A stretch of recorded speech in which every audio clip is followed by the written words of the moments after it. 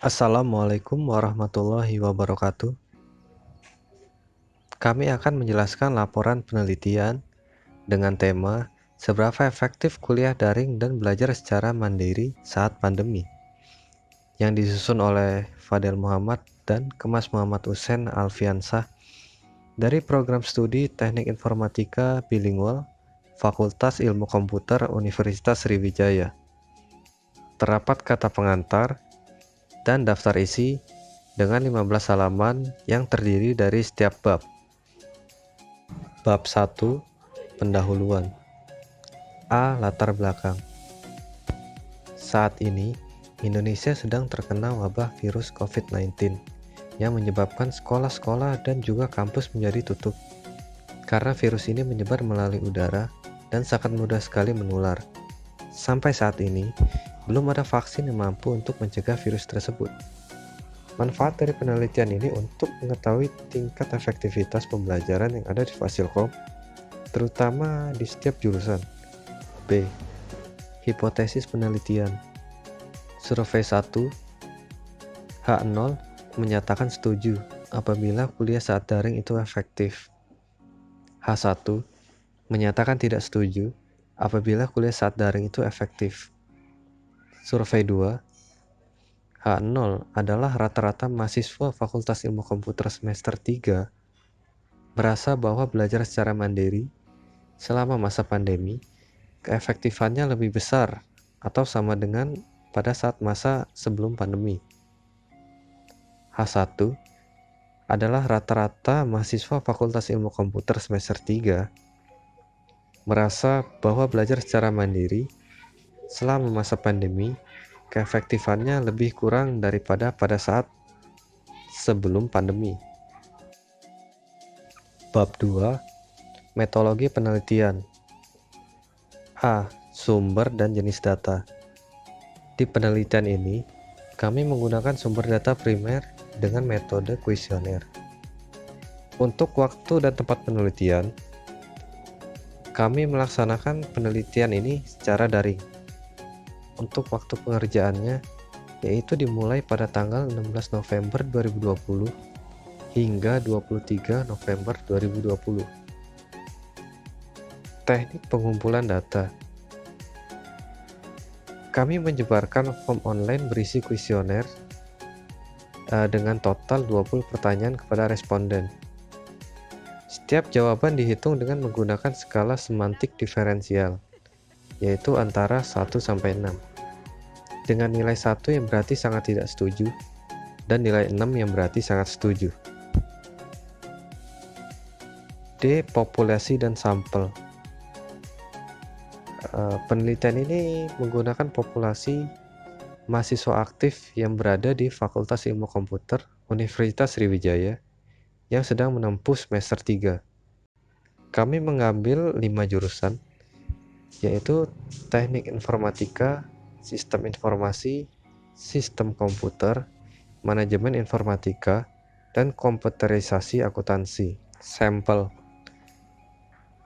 Di sini kami mendapatkan 54 mahasiswa aktif Fakultas Ilmu Komputer Universitas Sriwijaya semester 3 dengan total 54 mahasiswa. Bab 3. Hasil penelitian. Setelah mendapatkan data dari sampel yang kami targetkan, kami melakukan beberapa tahapan terlebih dahulu. Yang pertama, uji validitas. Untuk uji validitas ini, kami menggunakan korelasi produk momen. Berikut rumusnya. Rumus tersebut kami implementasikan dengan variabel X berupa suatu pertanyaan dan variabel Y berupa total data dari tiap responden dan mendapatkan koefisien korelasi pada setiap pertanyaan seperti pada gambar di bawah ini. Setelah mendapatkan nilai koefisien korelasi atau R hitung tiap pertanyaan, kami membandingkan nilai-nilai tersebut dengan tabel R. Berikut tabel R.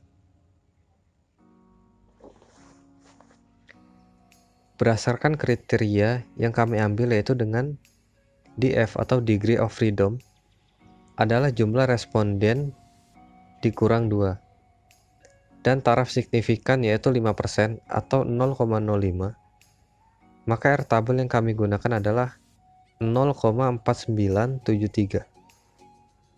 Setelah itu kami dapat menentukan valid atau tidaknya pertanyaan kami dengan membandingkan antara nilai koefisien korelasi R hitung dengan nilai tabel R yang telah kami dapat. Jika R hitung pertanyaan lebih besar dari nilai R tabel, maka pertanyaan itu dianggap valid. Sebaliknya tidak valid. Maka dari itu, berikut data validasinya. Kami menguji 2 kali validasi. Untuk validasi pertama, kami mendapatkan pertanyaan yang valid sebanyak 18 dari total semua pertanyaan, yaitu 32. Di validasi kedua, kami mendapatkan pertanyaan yang valid sebanyak 19 dari total pertanyaan 32. Berikut adalah tabel korelasi dari validasi survei yang kedua. Yang kedua, uji reliabilitas. Menurut Harrison dalam Zolganek tahun 2006, reliabilitas adalah ukuran yang menunjukkan bahwa alat ukur yang digunakan dalam penelitian keperilakuan mempunyai keandalan sebagai alat ukur. Di antaranya diukur melalui konsistensi hasil pengukuran dari waktu ke waktu jika fenomena yang diukur tidak berubah. Untuk itu, untuk uji reliabilitas, kami membandingkan ukuran base alpha dan tabel R untuk mendapatkan ukuran reliabilitas survei. Berikut adalah uji reliabilitas survei yang satu.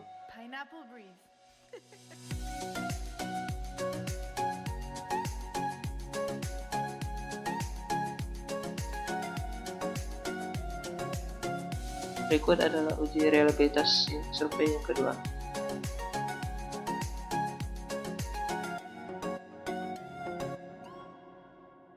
Tiga, uji hipotesis. Menurut Sujana tahun 1992, hipotesis adalah asumsi atau dugaan mengenai suatu hal yang tepat untuk menjelaskan hal itu yang sering dituntut untuk melakukan pengecekannya. Uji hipotesis survei pertama. Untuk survei pertama, kami menggunakan uji chi-square. Chi-square atau chi-kuadrat digunakan untuk menguji hipotesis komparatif dan menguji perbedaan rata-rata ke sampel independen dengan setiap sampel terhadap kelas atau kategori menurut Sugiono tahun 2011. Berikut adalah rumus dari uji chi-square. Keterangannya, x kuadrat adalah nilai chi-square, f0 adalah frekuensi yang diobservasi, dan fe adalah frekuensi yang diharapkan. Mencari nilai x2 tabel dengan rumus yaitu dk sama k-1 b-1. Keterangannya, k adalah banyak kolom dan b adalah banyak baris. K0-nya dari hipotesis untuk survei yang pertama yaitu menyatakan setuju apabila kuliah saat daring itu efektif, dan H1-nya yaitu menyatakan tidak setuju apabila kuliah saat daring itu efektif. Jika nilai asumsi melebihi 0,05, maka H0 tolak dan H1-nya terima. Jika sebaliknya, H0 terima dan H1-nya ditolak. Kami menggabungkan nilai antara 1 sampai 6 menjadi untuk memudahkan kami dalam mencari hipotesis. Jadi untuk nilai 1 sampai 3 itu kami anggap tidak setuju, dan 4 sampai 6 itu setuju. Di sini kami membuat tabel kontingensial 5x2 sebagai berikut.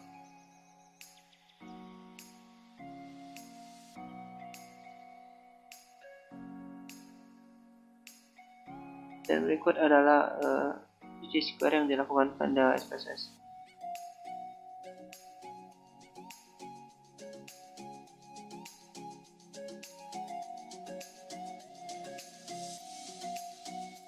Dari hasil uji chi-square ini didapatkan asumsi sama 0,114 yang berarti lebih besar dari 0,05. Berarti jika berarti lebih besar dari 0,05, maka H0 ditolak dan H1 diterima. Uji hipotesis survei yang kedua. Untuk survei yang kedua, kami menggunakan UJT satu pihak. Dalam penelitian ini yang dibahas adalah seberapa keefektifan belajar secara mandiri yang melibatkan 53 responden, yaitu mahasiswa semester 3 dari berbagai jurusan di Fakultas Ilmu Komputer Universitas Sriwijaya. Maka kami menggunakan UJT untuk menguji hipotesis serta coverage dari data tersebut. Berikut adalah rumus dari T hitung untuk UJT. Keterangannya, X bar yaitu rata-rata dari X, 0 nilai yang dihipotesiskan, S adalah simpangan baku, dan N adalah jumlah anggota sampel. Dari hipotesis penelitian yaitu rata-rata mahasiswa Fakultas Ilmu Komputer semester 3 merasa bahwa belajar secara mandiri selama masa pandemi keefektifannya lebih besar atau sama dengan pada masa sebelum pandemi. Maka rumusan hipotesis statistiknya adalah H0 lebih besar atau sama dengan 37,33 dan H1 lebih kecil dari 37,33. 37,33 berasal dari rata-rata hasil validasi. Berikut ini adalah tabel berisi data yang telah dikumpulkan berdasarkan 53 sampel dan kami kumpulkan berdasarkan data nilai dan jumlah orangnya. Jadi untuk nilai 1 yaitu 27 orang dan 55 orang, 3 63 orang, 4 78 orang dan 5 77 orang dan 6 71 orang. Berdasarkan tabel di atas, maka didapatkan X barnya yaitu 61,833, simpangan bakunya itu 19,16 dan 0 itu sama seperti H0 yaitu 37,33. Maka sudah dapat untuk mencari T hitungnya, yaitu 9,30593552. Oh ya, dan untuk nilai N-nya itu yaitu total dari respondennya yaitu 53 orang. Setelah mendapatkan coba T hitung dibandingkan dengan tabel T dengan derajat kebebasan 51 dan signifikannya itu 5%. Dan didapatkan tabel T-nya adalah 2. Lalu T hitung dibandingkan dengan cara jika T hitung lebih lebih besar dari T tabel, maka H0 diterima, maka didapatkan 9,3059358842 itu lebih besar daripada 2, yang berarti benar, dan maka H0 yang telah dihipotesiskan itu benar.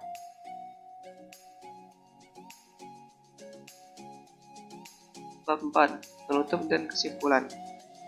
Kesimpulan dari penelitian ini untuk survei pertama, jadi kesimpulan yang kami dapatkan ialah bahwa kuliah secara daring tidak efektif bagi mahasiswa yang ada di Fakultas Ilmu Komputer.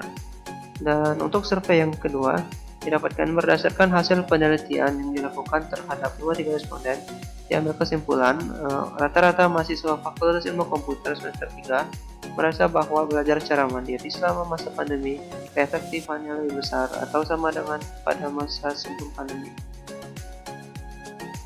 Berikut adalah daftar pustaka yang kami gunakan, yaitu ada Sugiono dari buku Metode Penelitian Kualitatif dan RND, terbitnya Alfabet Jakarta. Lalu ada dari Zulkarnain pada tahun 2006, dari buku Pemodelan Persamaan Struktural dan Aplikasi yang menggunakan rumus jawaban di Bandung. Dan akhirnya itu Sujana dari buku Metode Statistika. Berikut adalah lampiran berisi pertanyaan survei yang kami. Berikut adalah lampirannya.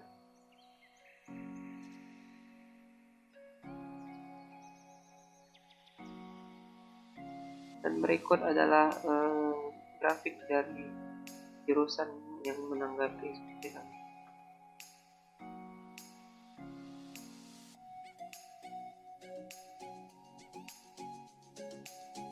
Mungkin sekian pemaparan dari kami.